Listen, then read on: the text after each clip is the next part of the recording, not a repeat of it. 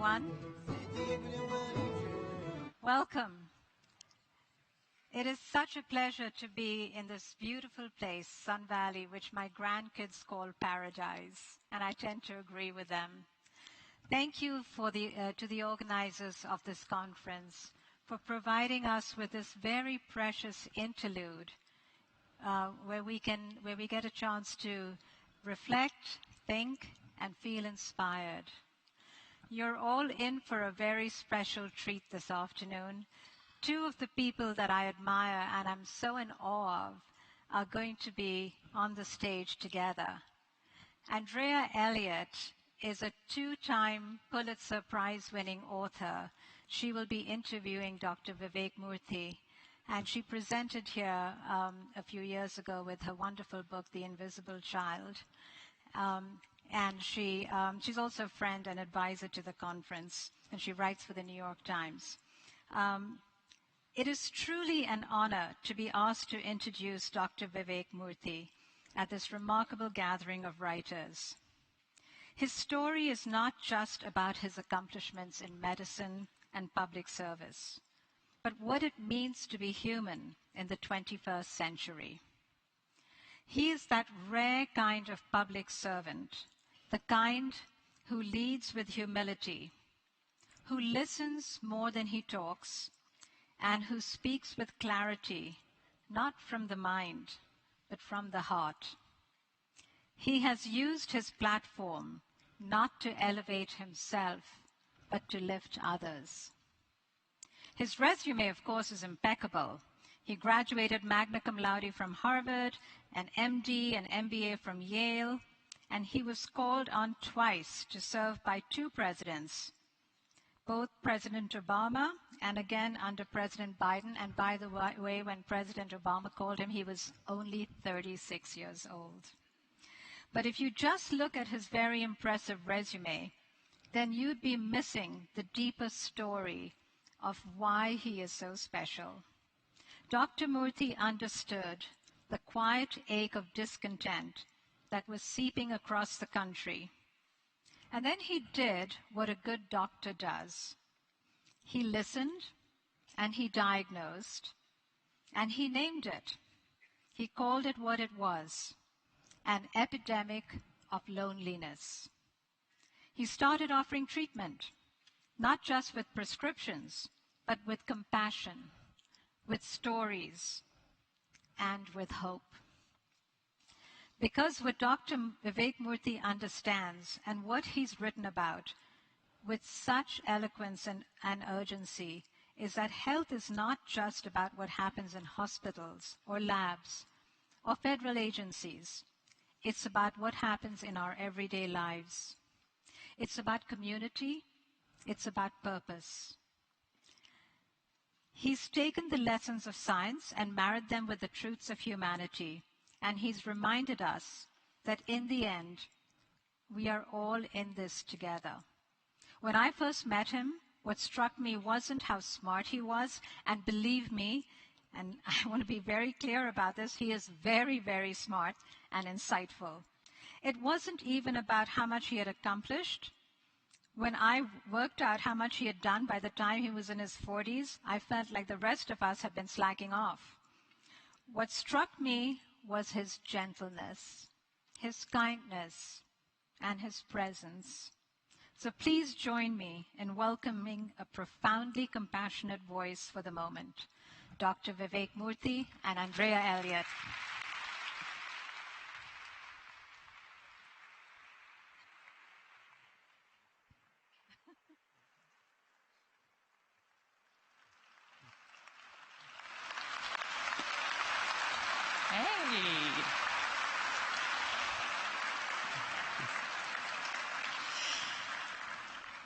What an honor to be here with you, Vivek. I want to start by saying that you are one of the most empathic people I have encountered. I'm a journalist, as you know, and I like to prepare, I like to ask questions, and yet every time we've spoken, you begin with the question, how are you feeling? which I'm going to try not to take personally. I know I can be intense. And what's also apparent when talking to you is just what a remarkable listener you are. It's really your superpower. So it doesn't really surprise me that you began your first term as Surgeon General in the most unusual, I think unprecedented of ways, which is that you went on a listening tour of America. I thought I would start by asking you about your most recent listening tour here at Sun Valley. Having been immersed with the readers and the thinkers who sit before us in this great audience, what is the mood that you have noted here? And what might it tell us about the moment we're in America?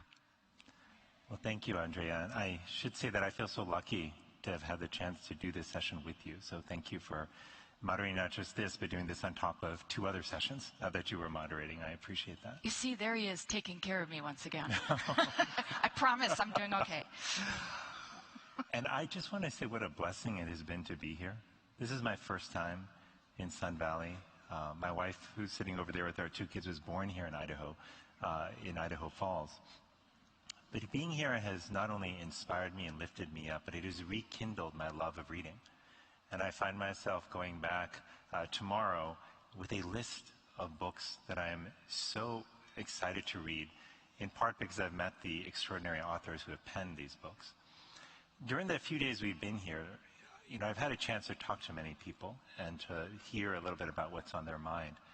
And there's a lot I could say about that, but I will say that what I hear often reflects what I'm hearing around the country, and I would say to a broader extent around the world, which is that many people are feeling a deep sense of worry about the future, about the country they love. There's also a quiet suffering that I sense taking place in many people's lives that they don't talk about perhaps very often, but which is there.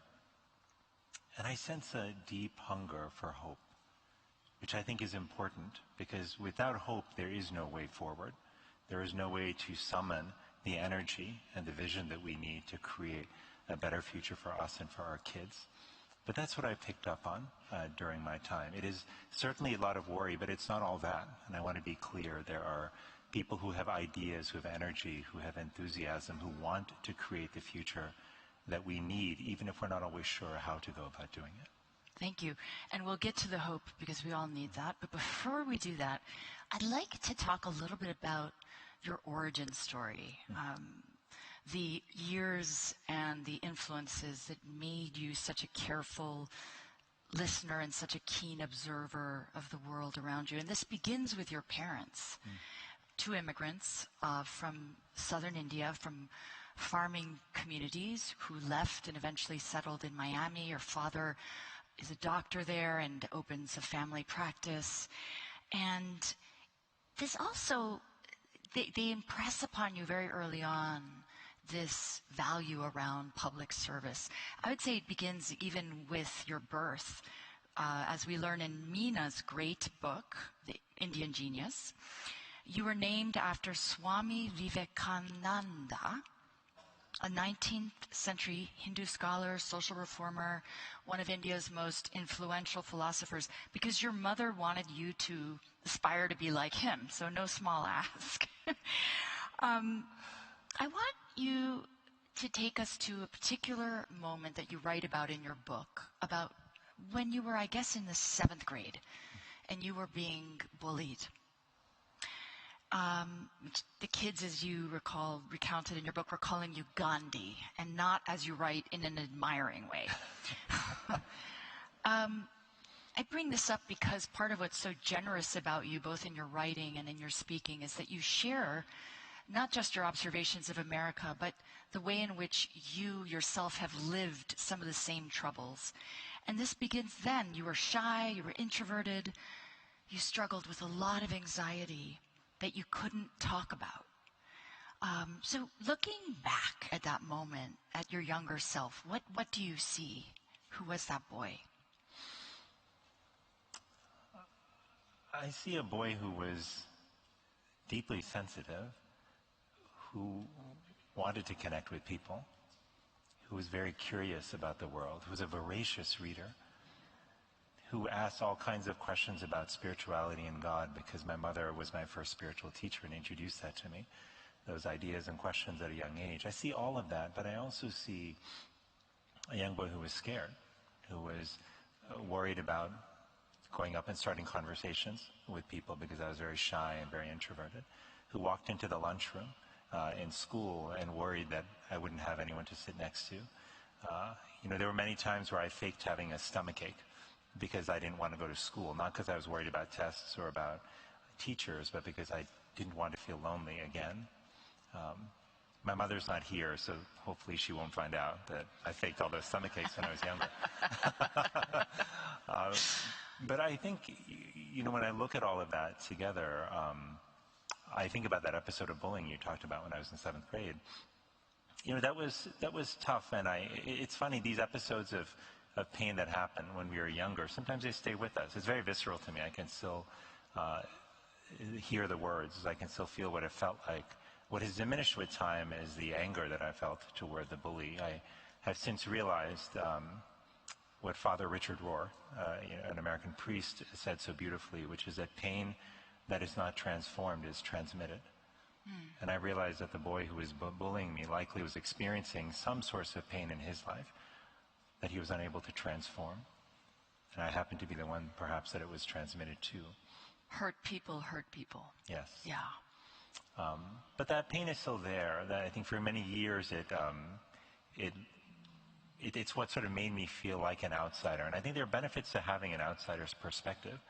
But when I look back on it, I think my whole life I felt like an outsider. I've never quite fit in the paths that I traveled, in medicine even, right? I had all kinds of ideas that they're not going to seem strange to the people in this room, but they seemed a little bit, way over there to the people in my training programs.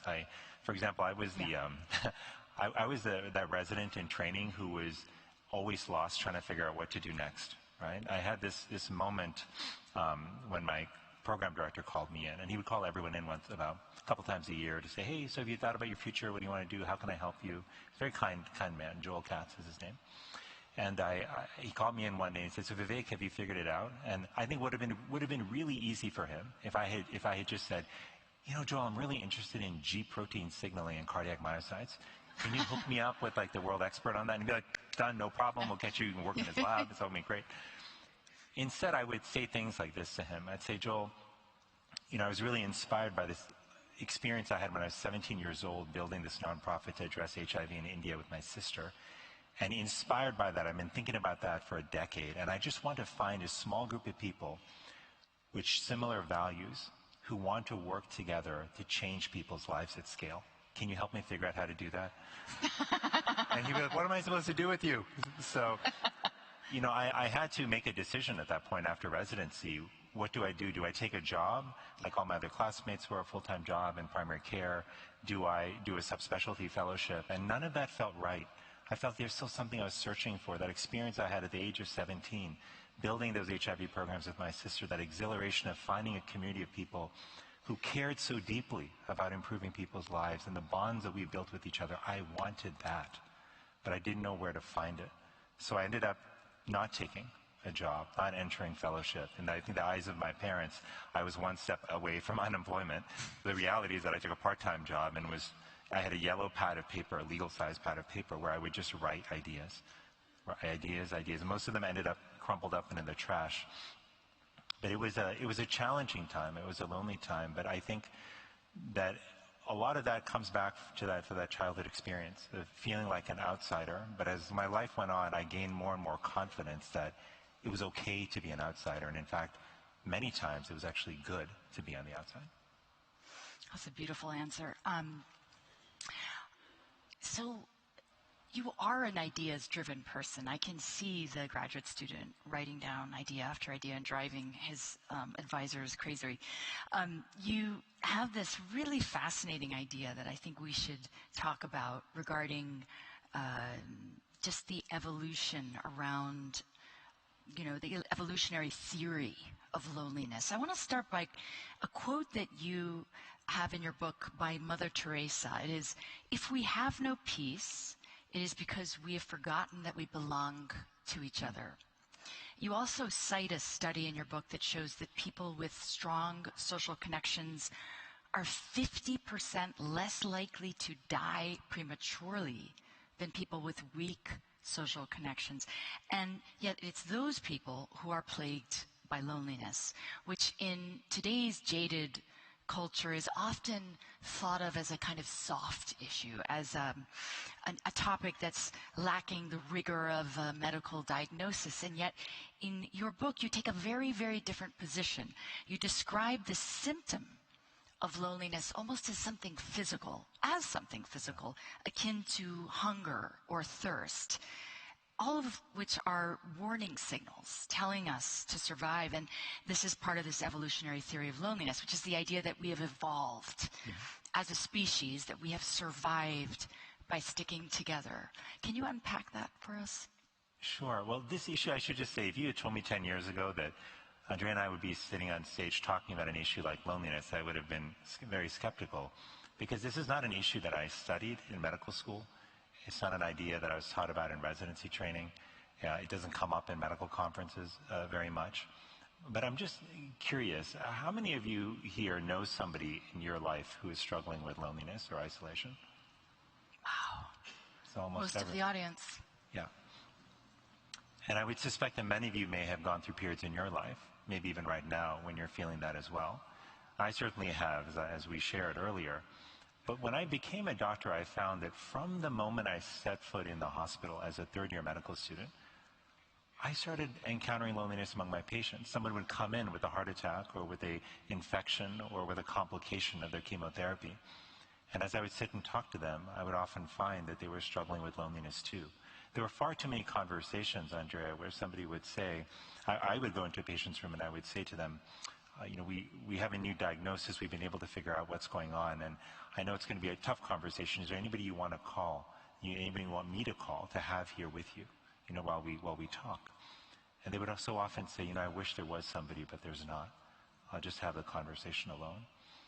I would see this time and time again. And when I became Surgeon General, when I began my term with the listening tour you mentioned, I started realizing that what I saw in my own life and the lives of my patients was no anomaly, but that it was happening all across America, and it turned out across the world. So as I dug into it more, I realized two things.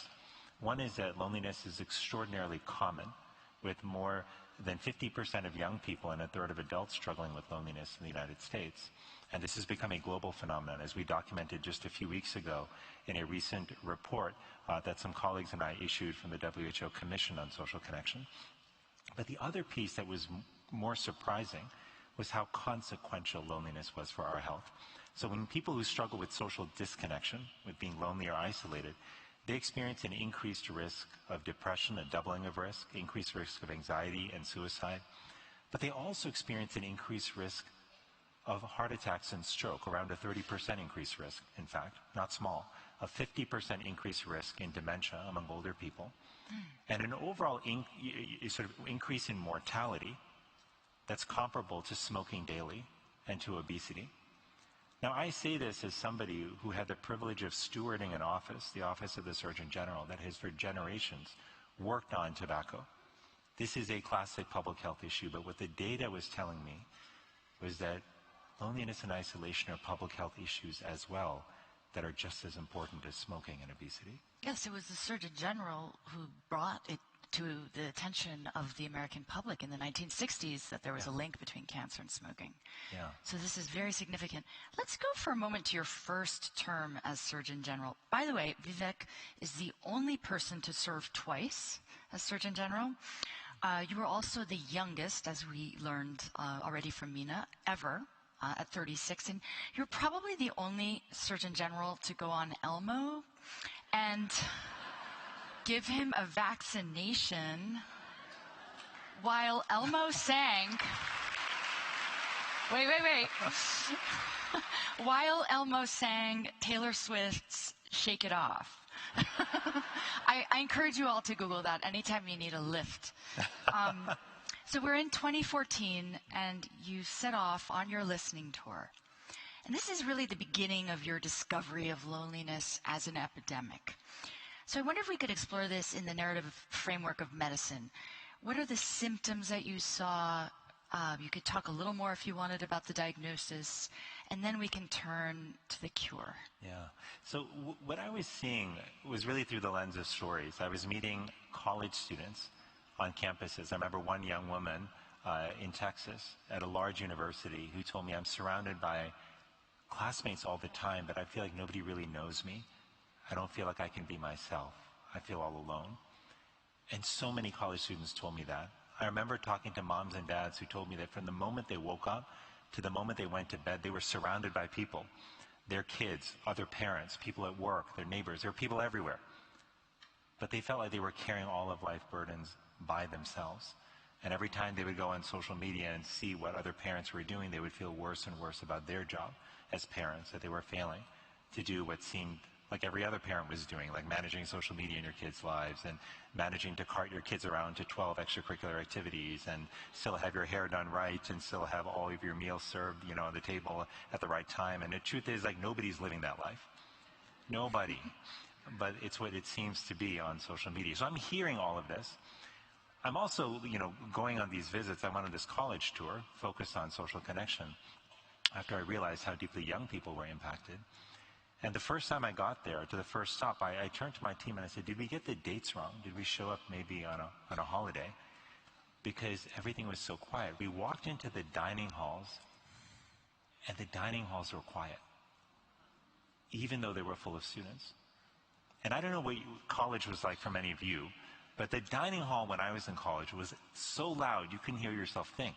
Right. Because people were catching up after a day, and they were having fun, and they were talking.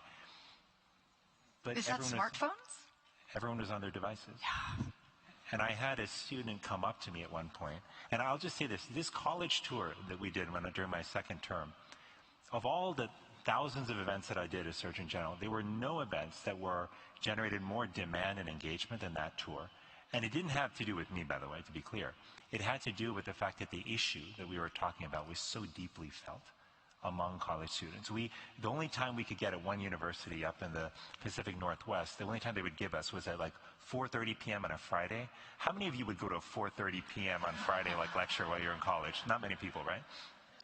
And I was a little concerned about that. We walk down the hallway to this auditorium, and I see lines stretching out the door. Students all wanted to be there. And one student said to me at the end of it, he said, how are we supposed to build relationships with each other when it's no longer the culture for people to talk to each other? And I had to ask him to repeat the question because I wasn't sure I heard it right. He said, it's no longer the culture for people to talk to each other. Breaking in to say hello feels intrusive when people have their AirPods on all the time and when they are looking at their devices. Going up to somebody in the cafeteria to sit next to them and start a conversation feels just prohibitive. These things feel really difficult. So this is what I'm seeing. And by the way, this is not just an American phenomenon. As I'm traveling to the UK, to Japan, to India, I'm seeing very similar things. You wrote about the advent in China of solo karaoke. Yeah. I mean, loneliness is a global epidemic. And since then, it's not just solo karaoke. There's a whole economy around loneliness that has developed. More restaurants with solo spots to sit in. There are, strangely enough, businesses that have set up where you can hire somebody to sub in for family or for friends at your wedding, at your birthday party, at other special events. And if this scene sounds dystopian, it sort of is, but this is the world that we're living in. And now, today, as we talk about the AI revolution, like any other technology, AI can be good or bad. It's about how we design it, right, and how we use it. And I think there are a lot of benefits already that have come from AI, but one of the cautions we have to have is in recognizing what the limits are. And I hear more and more entrepreneurs talking about, and CEOs of large technology companies talking about how we can solve the loneliness crisis because in the future everyone can just have an AI companion. That can be your friend, can even be your spouse. Like, who needs real people? The last survey I saw showed that, in fact, a majority of young people when surveyed said that they would be okay with an AI companion over a spouse in the future, which was deeply disturbing. And so, to say the least, but my point is that this is a phenomenon that's really powerful. And last thing I'll just share with you on this is I'm in Bangalore, India, last year in the fall. I'm sitting at a college with a round table of young men and women. They, as in most colleges I went to, bring up social media right away. And so, because the conversation was not about social media, by the way, it was about mental health. But many of them see this as one of the key drivers of their mental health challenges. And they said, look, we feel, and the boys spoke up first, interesting, which is actually unusual. In most of the roundtables I had, the boys would actually hold back and then would pipe in later, after the girls led the way and broke the ice. But the boys spoke up first here, and they said, because we don't have 7% body fat, washboard abs, and access to private planes, we just feel like we're failures. We feel like we haven't made it. And that might sound absurd to some of us, right? But to them, it wasn't absurd at all. That was the world they were seeing around them online. And if you had blindfolded me in that conversation and changed their accents, I would have thought that I was in Lincoln, Nebraska, because just a few months before that, I had been in Lincoln doing a roundtable with high school students and had heard almost identical things. So I have become deeply worried about what's happening to our children. And it's not only the contribution to loneliness and isolation, but I do think that the media environment that they're surrounded by is actually misleading them in other ways about where to find happiness, how to create fulfillment in their lives, and how ultimately to define success.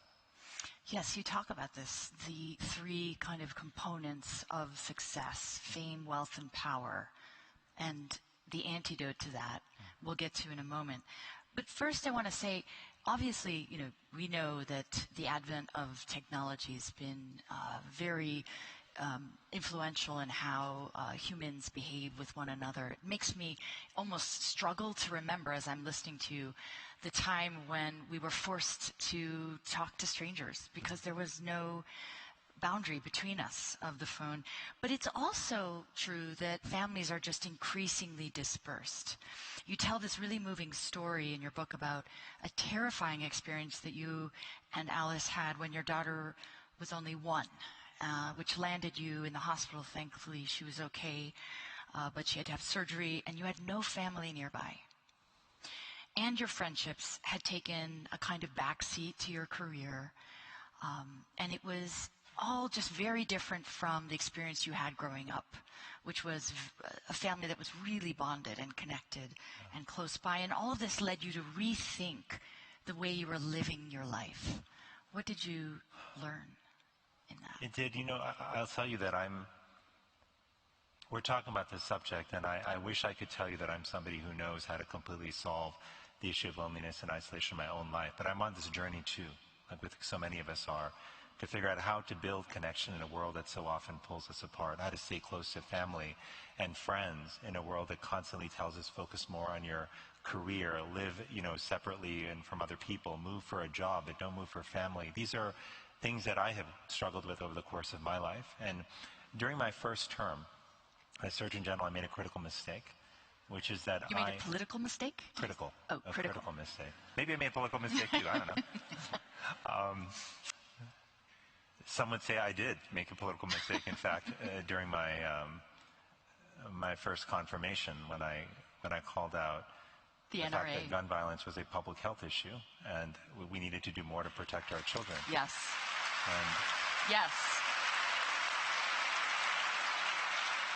And I want to come back to that. We'll come back to that. Yes.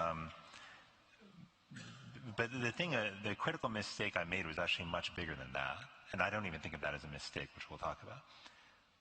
The critical mistake I made was I put my friends and my family on the back burner during my first term as Surgeon General. I told myself a story that may sound familiar to some of you, which is that, I only have a limited period of time to do this job. This is an incredible once-in-a-lifetime opportunity. I didn't realize it would be twice in a lifetime, but, And I said, I've got to put everything into this. And friends would call, and I would say, I'll call them back later. Later never came.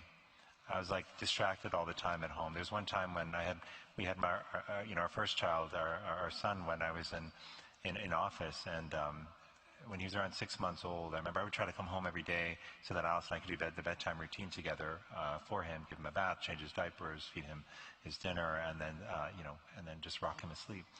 And in the middle of that routine, Alice turns to me at one point and says, "Do you really need to do that?" And I look, and I've got my phone in my hands, and I'm scrolling through my inbox. There was no emergency. I didn't have to do it. It was just like almost like a thoughtless reflex, but it had consequences. It meant I wasn't as present. So the consequence of that became abundantly clear in 2017, when my job suddenly ends, and I'm faced with this prospect that I've just lost my community at work. I've become estranged from my community outside of work. I've lost a sense of identity and purpose, and I'm feeling profoundly alone. And I will say that in that moment, I felt deep shame. I felt ashamed to reach out to my friends from before because I hadn't exactly been there for them over the past year or few years. And it came to a head this one February day, I think it was on a holiday weekend, when my daughter in 2019 is 1 year old, and we wake up on a Saturday morning and we realize that she's not putting weight on one of her legs. Right? She was just learning to walk at the time. She was, as many of you remember, your kids like start holding a table and inching along the table, finding their balance, and that's what she was doing. But she was hopping. She wasn't putting weight. So we grew alarmed. And by the way, my wife and I are both internists, which means we're adult doctors, which means kids scare us, when they get sick. Okay? But we nevertheless put her on the bed, and we're examining her, and we realized she had point tenderness just above the knee, and she would not move it. And when we passively moved the joint, she would cry out in pain. And so, of course, our worst fear set in. Could she have an abscess? Could the abscess be, which is a bacterial collection, could that collection be digging into and eroding, her joint? Could it be infecting her joint? Could it be putting her leg at risk? We're thinking about all of these things. And so we rush her to the hospital. And sitting in the emergency room that day, thinking about the worst that could happen. And then I remember hearing, we went there on a Saturday because it was a long weekend. Monday was the holiday.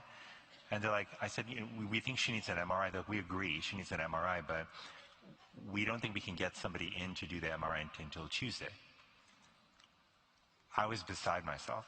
I was like, if you have an abscess in a critical location, 48 hours is a long time and could be the difference between saving that child's joint versus losing it. And I just felt in that moment, in that crisis, I just remember how alone I felt as well. Like we didn't have our parents there. We didn't have our siblings there. I felt so estranged from friends at that moment. I almost felt, again, embarrassed to reach out for help. And that's when I just texted a friend who happened to be in the area, and Alice texted a cousin who was not in the city, but who was not that far away. And they responded immediately and said, "We are here for anything. We're here to help." But I realized that it was a powerful lesson to me for two reasons. One is I just realized how we can feel imprisoned by the loneliness that we experience. And sometimes, even though we may have friends, we may not be experiencing friendship if we don't feel we can reach out to them. But it also reminded me that when we do have the courage to reach out, so often those friends are there for us, and so often they too are experiencing loneliness and isolation themselves. See, we, Andrea, not just you and I, but the whole world that we live in, we have become professionals at wearing masks that conceal how we feel and who we are. We've become so good at making the world think everything is great, I'm doing fine, I've got to figure it out, no need to worry about me. Yet inside, we are suffering. And it is far better to suffer together and to lift each other up than it is to suffer alone. And you write in your book, yes. I should just tell you, because every time I tell this story, people always say, "What happened to your daughter?" That's what we care about. Well, I will tell you that she's here, right in the front. She's able to walk. She's doing really well right now. We were able, thanks to the help of some friends and some wonderful doctors at the hospital who moved mountains, we were able to get that MRI done the next morning. And when it was done, it found indeed that she did have an abscess that was dangerously close to the joint. And I will always remember standing in the lobby of the radiology suite and waiting for the radiologist to come out and tell us to read. And before they even did, the doors burst open and a team of surgeons rushed in. And they said to us, we've looked at the scans already. We see that there is a abscess there in a critical location, and we need to take your daughter into surgery immediately. And I'll tell you this, it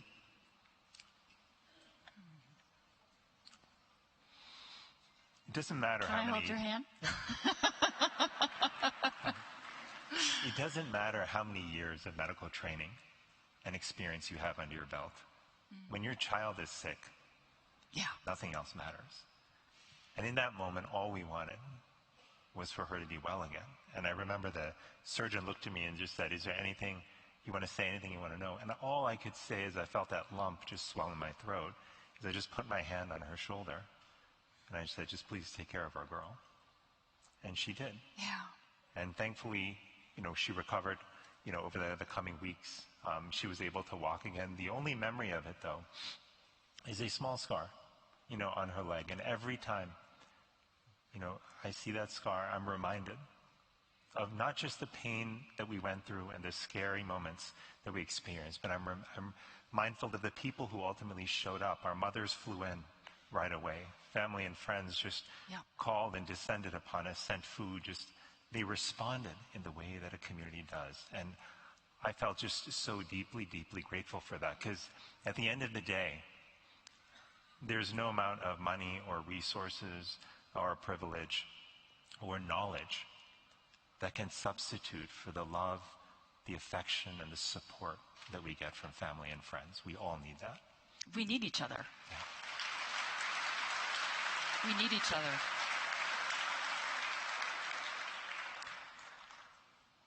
So going back to that controversy for a moment. By the way, thank you for sharing that. Let me first start by saying that. Our current president's pick for Surgeon General is a wellness influencer without an active medical license. Many of you may be laughing because you didn't even necessarily know that. It was barely a news item in the onslaught of events that fill our news feed. And it all kind of makes me think back to your confirmation hearings before you took the role in 2014 as Surgeon General, and the controversy was around this tweet you had written about gun violence and the politics of the NRA. And during the confirmation process, you were asked if you regretted saying that and if you would take it back. And your response was, and I quote, "I would not have changed what I said because it was the truth. I need to be able to get up and look at myself in the mirror in the morning. You can lose a lot of things, but when you lose your integrity and your dignity, then you've lost everything." So I'm wondering how you see the role of integrity playing out in today's America. And more to the point, what kind of faith have we lost?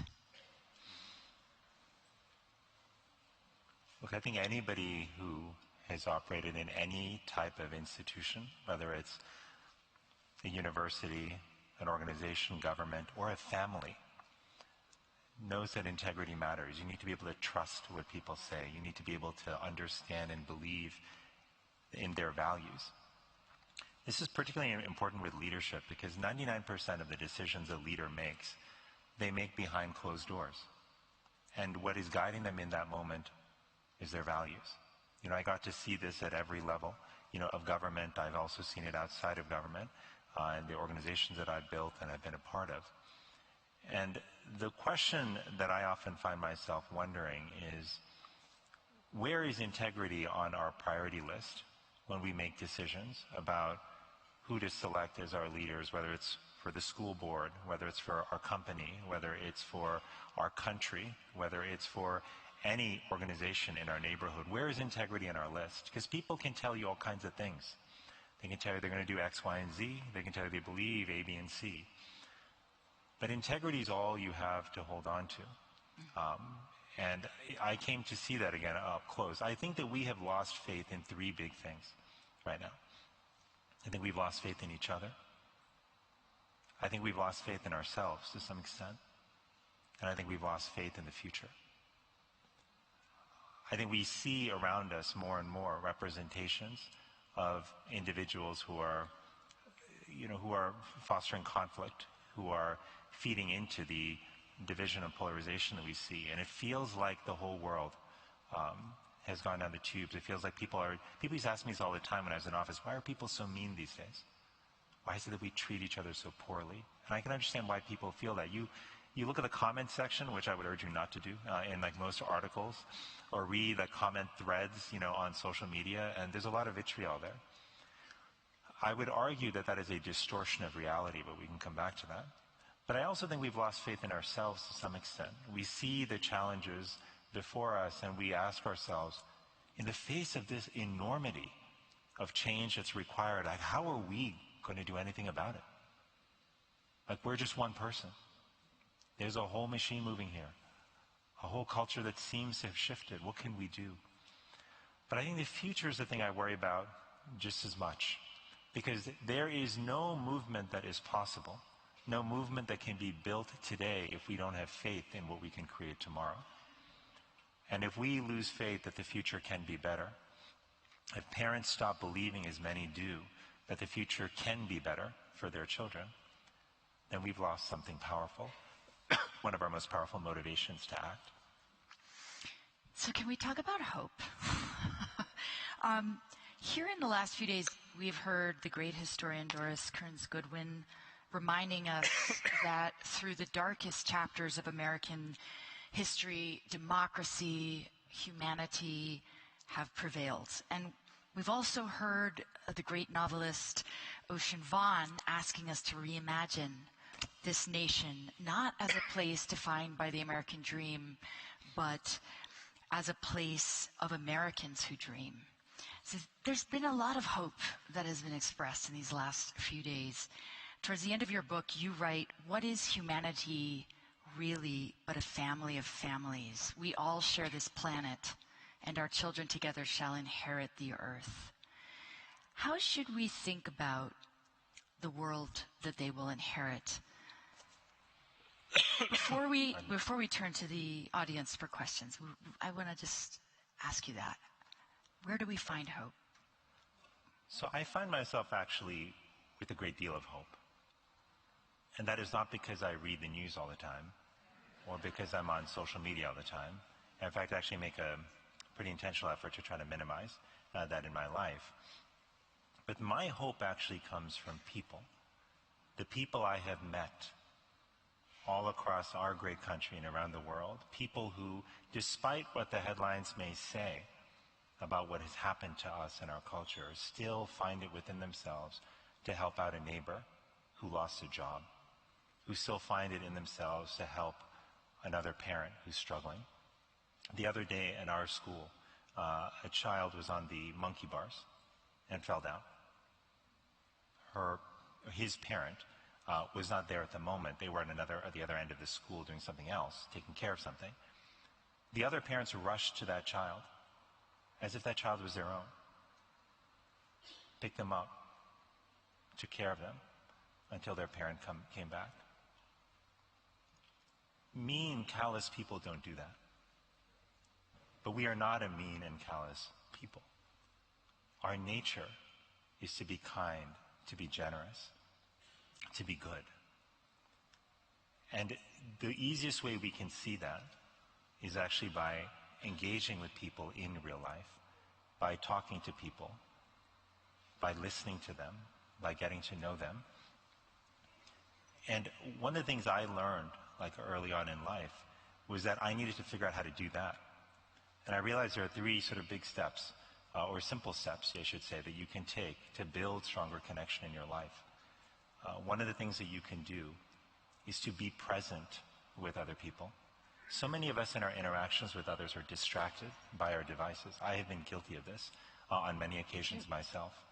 But I remember when I was in medical school, my classmate's father was having surgery, and we asked her after the surgery who was his favorite doctor in the hospital.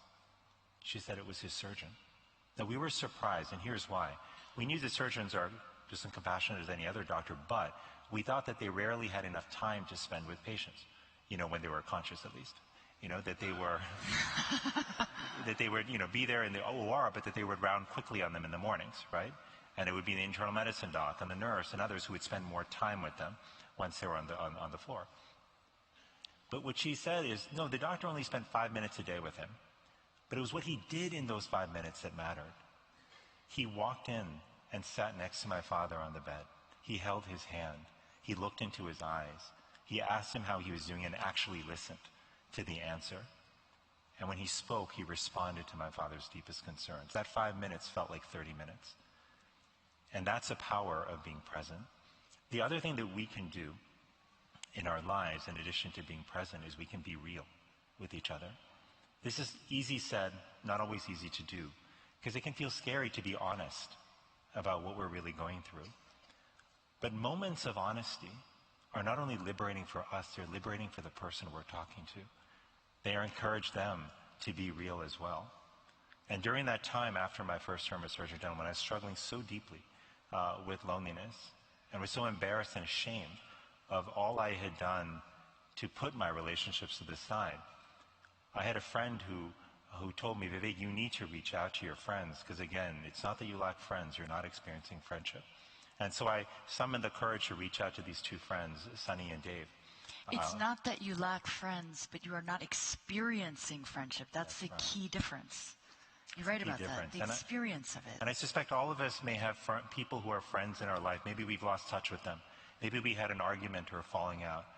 Maybe we just drifted apart and we think, maybe there's not much there. Maybe they wouldn't want to hear from me. Oh, I'm having a crisis now. They probably don't have time to help out. Our connection's not what it was. When you reach out, it feels different. And you may find that they too are struggling with loneliness. And that's what I did with these two friends, Sunny and Dave. I reached out to them and realized that the three of us are all feeling lonely and lost in our lives. And we made a decision in that moment to create something called MOI, which is an ancient, or not ancient, but it's an old Okinawan tradition where young people are often brought together early in life in small groups and are told, you, going forward, will be a MOI, which means you will have each other's backs on everything that matters.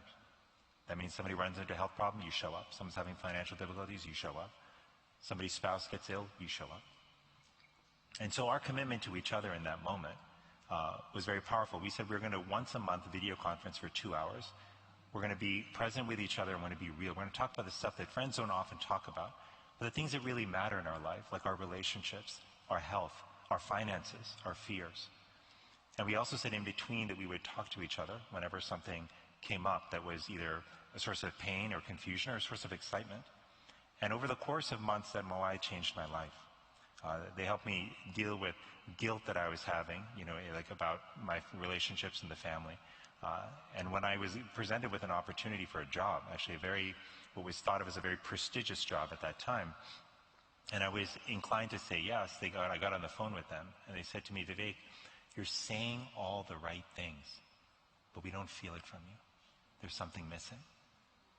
And I realized I was trying to convince them. I realized in the end, with their help, I was inclined to take this job because I was scared that if I didn't, I wouldn't have an identity. I was scared that if I didn't, a better opportunity may not come up again. I was motivated by fear, right, more than anything else. And I said no. And because I said no, in the months that followed, I had the opportunity to write a book about a subject I really did care deeply about.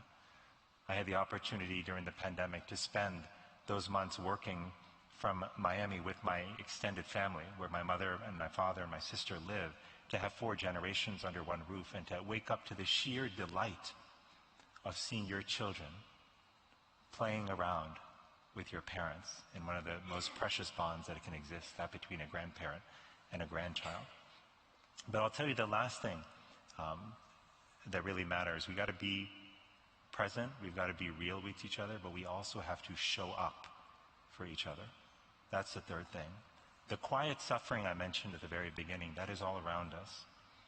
And when we show up for each other, we not only help somebody else, but we reinvigorate our faith in ourselves, that we have something valuable to offer to the world. And after my sophomore year of college, by the way, we had a terrible discovery as a family, which is that a man that we had trusted, as a dear friend of ours for years, turned out to be an international con artist. And he fled the country that summer with all of my family's life savings. And May I interject for a moment? Yeah. You are often celebrated for having finished Harvard in 3 years instead of 4 as an undergrad. But actually, it was because you had to, because of this, right? Yeah. It wasn't because I was smarter than anyone else, I'll tell you that. It was I'm sure it was that too. No, it was because of the financial pressure that I felt, and I didn't want to burden my parents and the family with more. But that summer, and in the midst of all that grief and loss, and the betrayal that we were experiencing, as we were trying to figure out how to pull our lives together, we find out that the office building where my parents had set up a practice in the 1980s, the clinic where I was inspired to become a doctor, watching my parents help patients heal, that clinic had been taken too, and we were about to be evicted from it. And we drove as quickly as we could from our house to the clinic, just wiping away tears in those moments, trying to just get there and get everything, a lifetime of memories, packed up before the place was taken away from us. And when we pulled up, we were shocked to find a small group of friends waiting with boxes and tape. They had heard what had happened, and they wanted to be helpful. And for the next hour, we sat shoulder to shoulder and packed up that lifetime of memories. There was no words of shame from them. There was no, how could you do this? How could you be so foolish? How could you be so gullible? There was none of that. There was simply a look of resolve on their faces, which said, we've got you. And that is the power of showing up. As long as I live, I will never forget what those friends did. And we underestimate, this is scientifically shown, we underestimate the impact we have on other people. We might think to ourselves, oh, I just said hello to that person. Oh, I just offered to help them with this small thing. But we don't know how big of a difference it makes. You know, I know that our time is coming to a close. So I just want to acknowledge where we started in the beginning, which is that I know this is a time when many of us are feeling a sense of despair and worry. When many of us look at the future and we're not sure it's bright and we don't know how to make it brighter. But what I have found, the reason I believe that the future will be brighter, that we can in fact make it better, is because I have seen the goodness that exists within each one of us. I have seen what happens when people come together and when they help each other believe in a future that is better.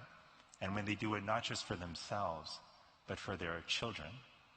The events we've talked about over the last few days, our history tells us that in the darkest of times, we can forge a path forward. In the Gilded Age, which was a time very similar to now at the end of the 1800s, America was very polarized. Economic inequality was extremely high. Loneliness was also extremely high. But that was a time where we responded by building a movement powered by young people and journalists and community organizers who said, we are not just going to build a policy movement or a programmatic movement. We are going to build a cultural movement. And that is what this moment requires. This moment requires a moral and cultural movement that is rooted in the idea of the dignity of every human being, that's rooted in the idea of our responsibility to care for and lift up each other, and that is fundamentally rooted in the core virtue of love. Andrea talked about this triad of success, the triad of fulfillment.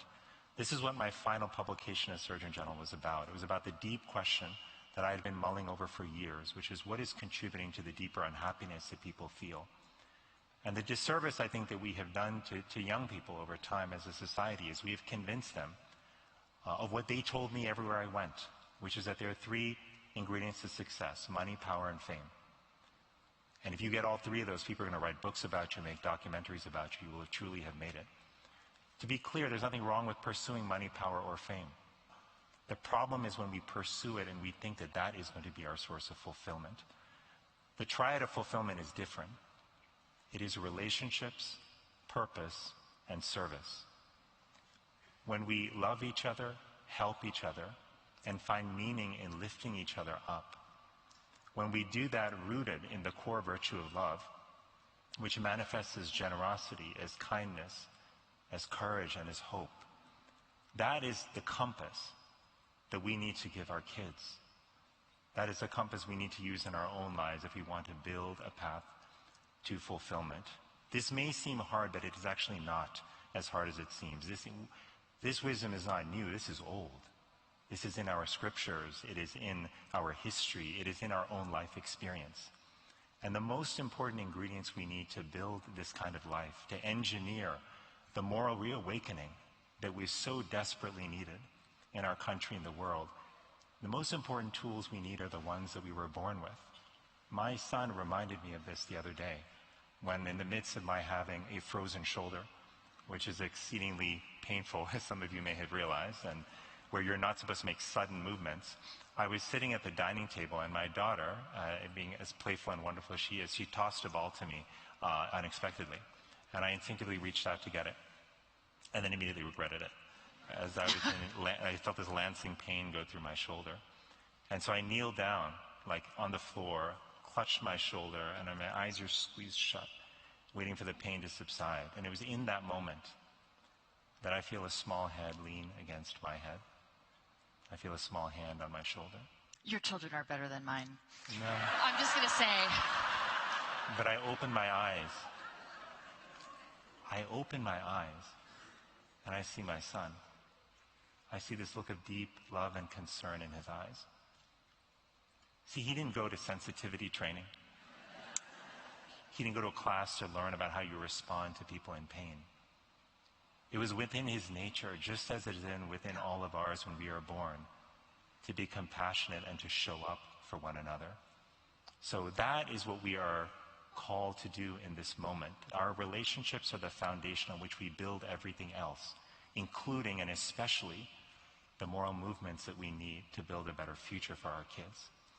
I will leave you with this small exercise I sometimes do for myself in those moments where I find myself drifting into despair and losing hope. It's an exercise that reminds me what I have and what really matters. I'll ask all of you just to raise your right hand and to place it on your heart and to close your eyes. I want you to think about the people in your life who have been there for you at your most important moments. The people who have loved you, who have cared for you, who have believed in you. The people who showed up to celebrate your triumphs. The people who stood by your side during your darkest hours. The people who reminded you who you were, even when you lost faith in yourself. Feel their love flowing through you, filling you with strength and peace. Know that you are deserving of this love. And know that love will always be with you, even if they are no longer here, because it resides in your heart.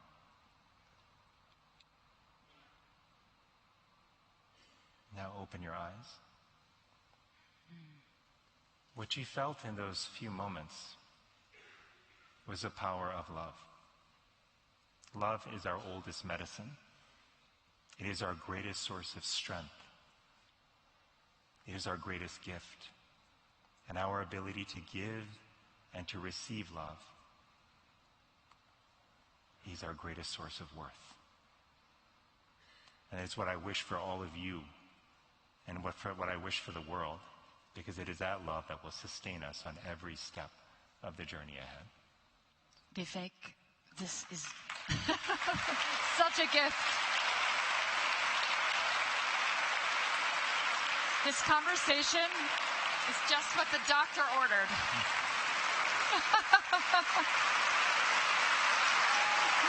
Wow. Thank you.